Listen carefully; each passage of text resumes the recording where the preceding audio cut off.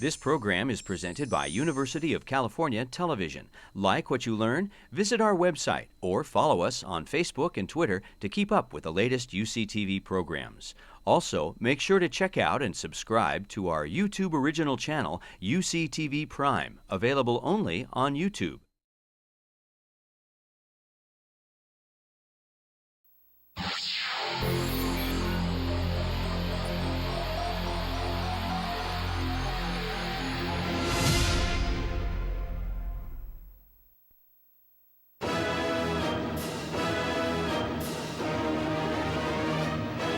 UCLA is a university with unlimited possibilities for students that desire world-class academics and research, unmatched diversity, incredible cultural and social opportunities, successful alumni and career networking, first-class campus facilities, plus America's top intercollegiate sports teams. Located in Westwood, just a few miles from the Pacific Ocean, UCLA's 1 square mile campus is surrounded by famous cities such as Bel Air, Beverly Hills, Brentwood, and Santa Monica. Hi everybody, and welcome to Westwood for UCLA Bruin Talk. This is Allison Taylor. I'm Dave Marcus. We're thrilled to have you with us. Hope your holiday break is going well. UCLA athletes don't get much of a holiday break. They're working hard, and we're going to talk to a couple of them right after this. Before we meet our first guest, let's take a look at the upcoming events.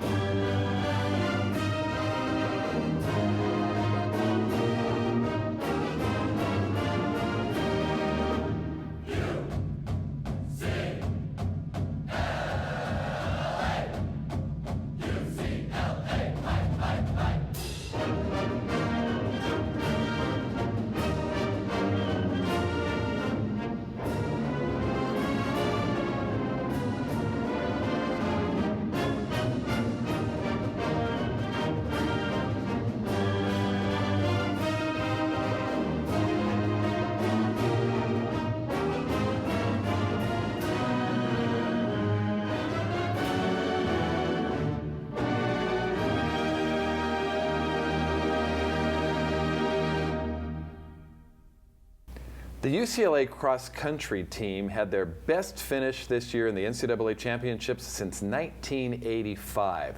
How do they celebrate? They get ready for track season. It's not much time off, is it?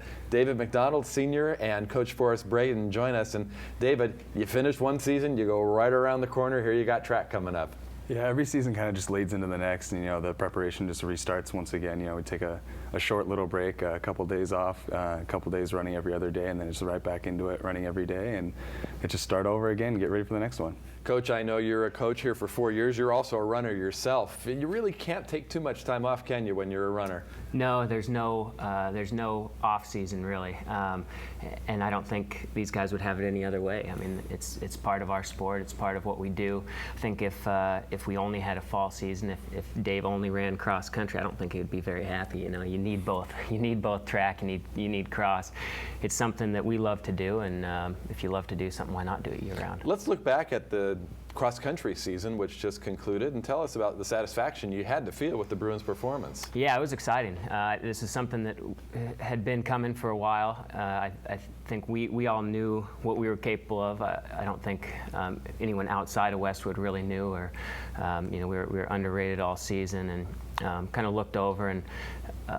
We brought together, really proud of the guys, the way they competed, and the way everyone just came together. We need, it's 5 guys that score, 7 guys on a team, but it comes down to every single man on the roster. So really proud of the guys and the team in general all year long.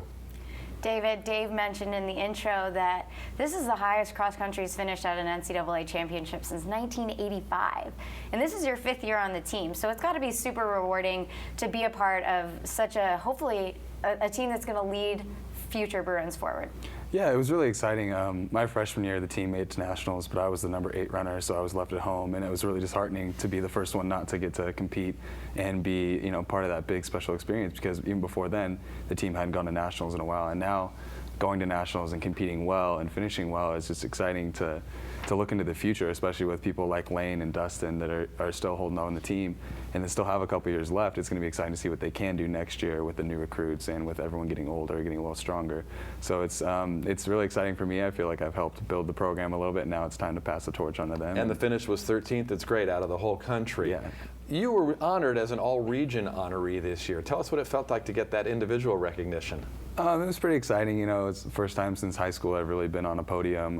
You know, a lot of hard work came down to it, but the goal of the whole meet was to get as many people up there as we could, and that was the best part, is being up there with my teammates, standing right next to Dustin and Noah, and then seeing Lane down in the front row after he finished 5th in the region, which is amazing.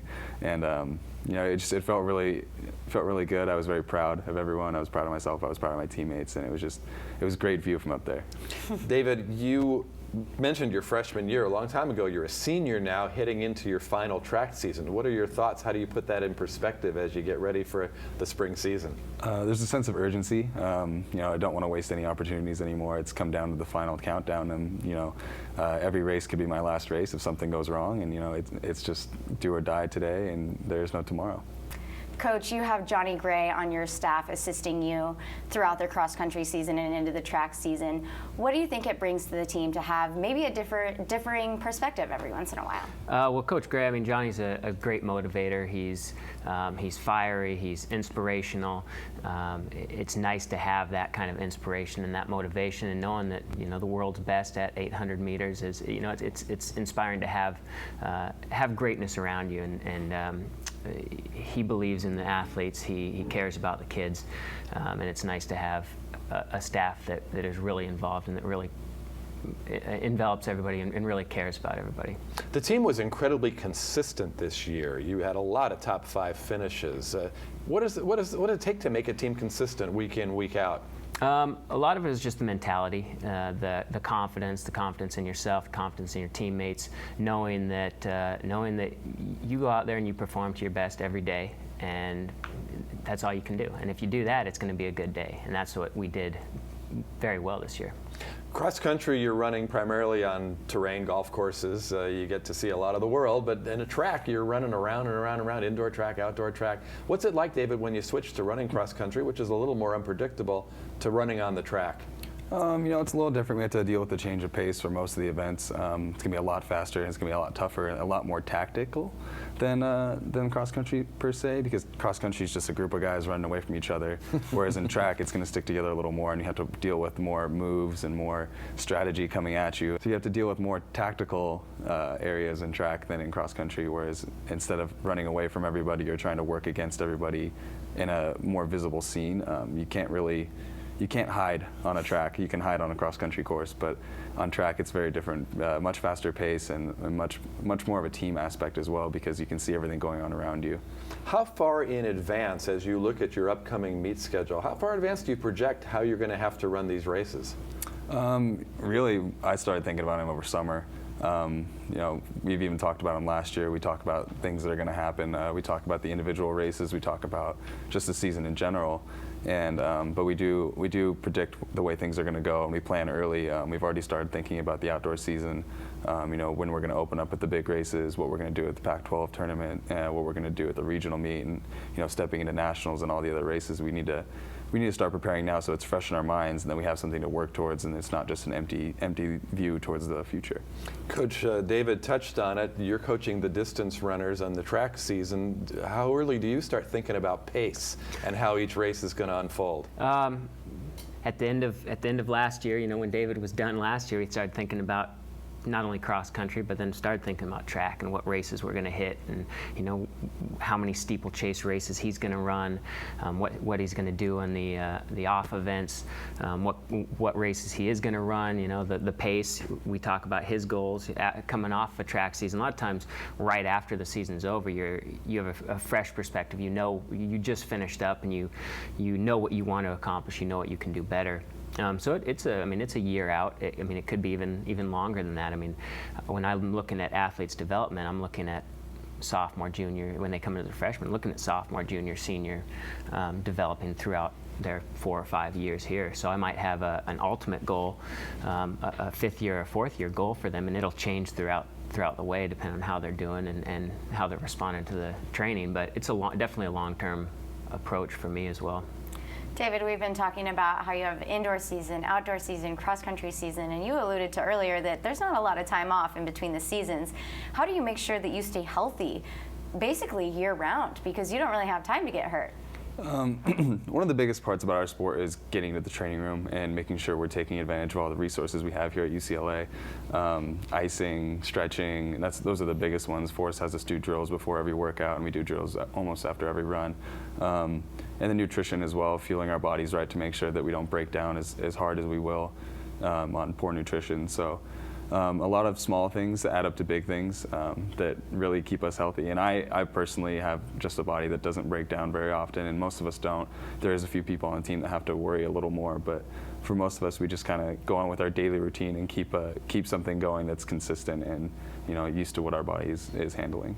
David, as you look over your college experience, how would you assess your development as a runner, as a student, as a person? How do you look back on the last 4 years? I think I'm just more responsible than I was when I was younger. My freshman year, I just was the wide-eyed freshman. Oh, I'm so happy to be here, and didn't really think that senior year would ever come. And now it's come down to that, and I feel like I've just grown as a person. And I'm older, and I'm a little more experienced now, and I understand the things that I have to do a little more. And it's more fun now that I know what I'm doing. David, instead of looking back, now I want to look forward. Upon graduation and finishing, track season, what do you want to go on to do? Do you want to run professionally? I've thought about it once or twice. It's a very small market with professional running, so it would be fun to do if I had the resources, but that's not one of my plans right now. I am going to plan on getting a job. I'm starting to apply places in about a month once winter break hits and once I start to have a little more free time. That way I can plan ahead for next year. I'm going to go work summer camp one last time in Pennsylvania that I've worked before, and then get a real job and start the real world. Coach, you're young enough to still relate to the things that a student athlete goes through when they start an athletic career at a university, and you've also seen it from the coach's side now. It's got to be satisfying to you not only to see people's development as runners, but also their development as people over the 4 years they spend at college. Yeah, definitely. I mean, I think the most important thing in coaching is building the relationship with the athletes, and it's nice to see, a freshman coming in and the changes that person makes throughout. I mean, the running, that's the funnest part, I think, is the development and watching the improvements and watching the PRs and just watching an athlete grow stronger and get better, but then also growing as a person and hopefully leaving here a better person and with the experiences that they've accrued and everything they've been a part of, hopefully a great experience and something that they'll remember and really cherish and feel a part of for the rest of their lives. Running is often thought of, especially distance running, as a real solitary sport, the runner alone with his or her thoughts. But training is a real team sport, isn't it? Oh, definitely. I mean, those are your guys, those are your girls out there. You spend countless hours with them, long runs, 16, 18-mile long runs at times. That's a 2-hour run, hour runs every day. I mean, you're with these people a lot, and it's important to have a team that you care about and that you want to run with and that you want to win with, because it's a lot more fun. It's enjoyable to win with people that you care about, and I think that's been a huge thing for us this year as well. Just the camaraderie on the team and the way that everyone looks after each other and cares for each other. David, you compete in several different seasons, as we've been alluding to throughout the show. Which one do you like the best? Do you have a favorite? It changes a lot. In high school, I loved cross country, and then I came to college, and I did not like cross country very much, just because the jump in the distance, it was so different. It was so much harder. And then I started to really like track my sophomore year and my junior year, just because cross country was a little more tough. I hadn't quite figured it out yet. And I had figured out track a little more, but now it's back to where I love cross country. Just finishing the season, I had the most fun ever, and Coach was saying, the camaraderie on the team was just unbelievable. I mean, I love every one of those guys with all my heart, and it's one of the best teams I've ever been on. No one's ever been this close, and it makes things a lot more enjoyable, and that'll carry over into track, and I'm sure it'll make it just as fun. And indoor track is really fun because it's inside, it's a different element. We get to go to Seattle a lot, we get to run in the snow sometimes, so it's just a lot of different things that we don't get very often, so it seems more fun. Distance races indoors, you're going around so many times. Do you ever get dizzy? Actually, no. Well, on the smaller tracks, I have gotten a little dizzy where I've kind of stumbled and almost fallen off the track, and they're banked as well, so it makes it a little tougher, and you definitely notice that you're spinning a little faster.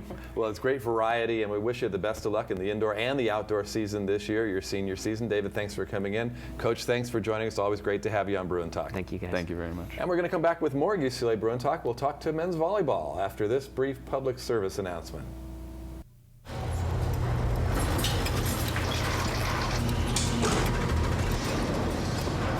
A trophy can be made just about anywhere. But there's one place where champions are made.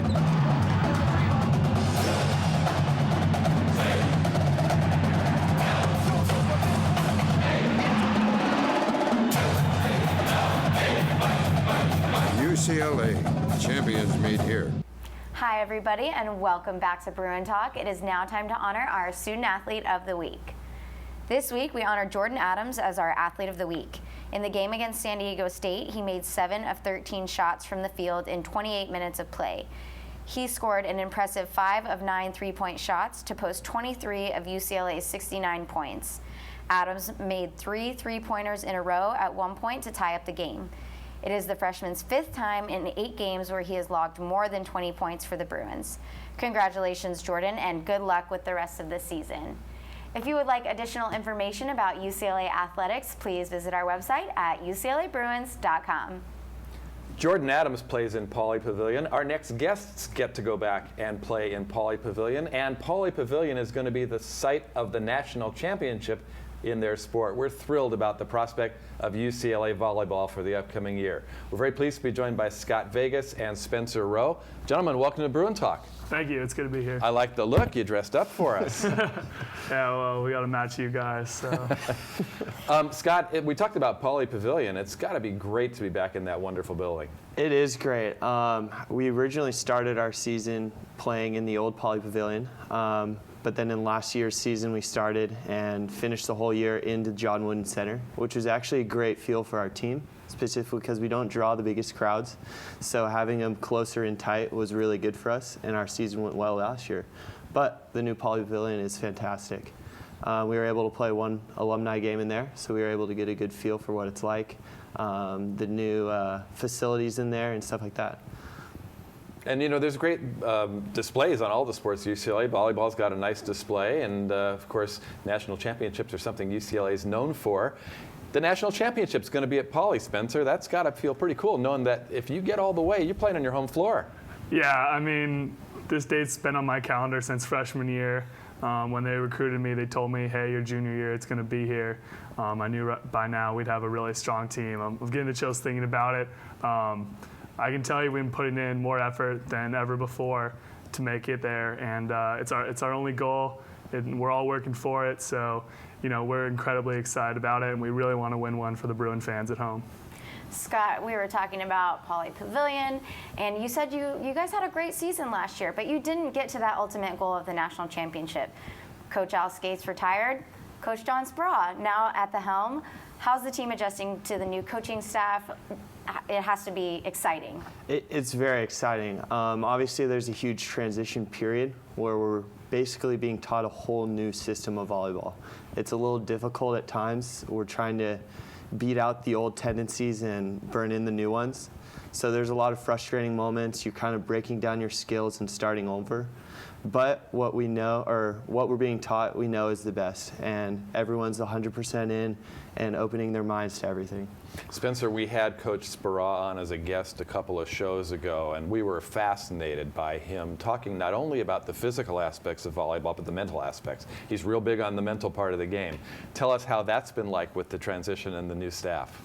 Well, a big reason is Coach Speraw is an excellent role model for us. So, you know, we feed off his energy. Also, one of our assistant coaches, Andrea Becker, she is a sports psychologist. So before we start practice every day, we do mental exercises, kind of get ready, get in the present.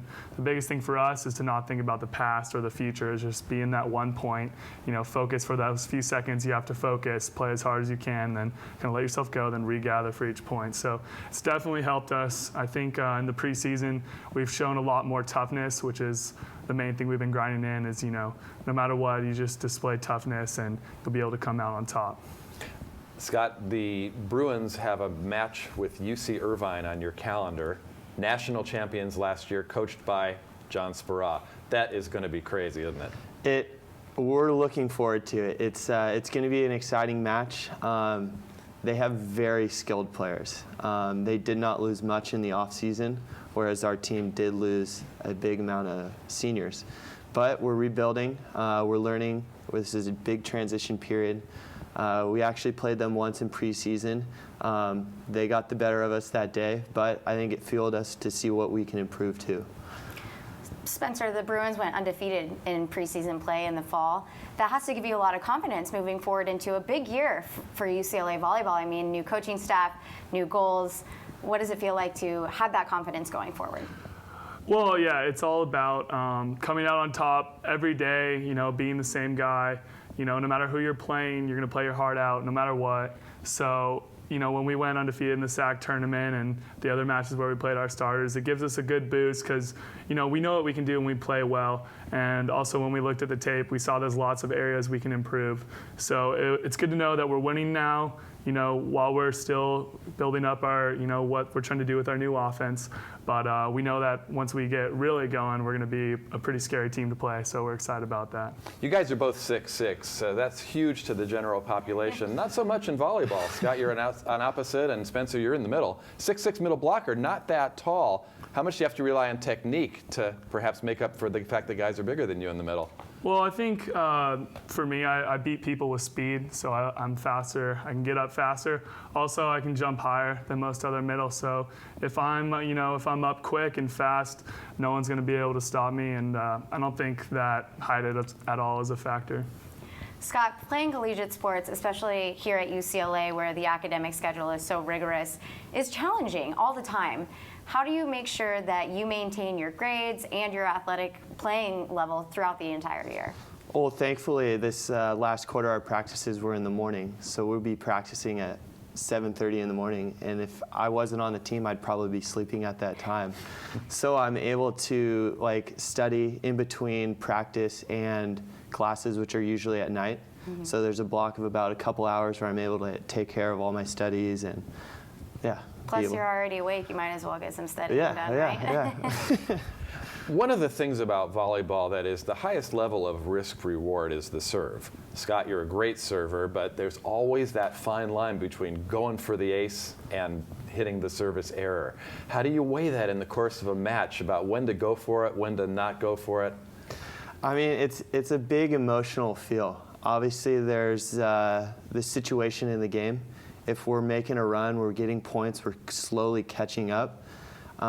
Personally, I'm going to take a little bit off and place a smarter serve.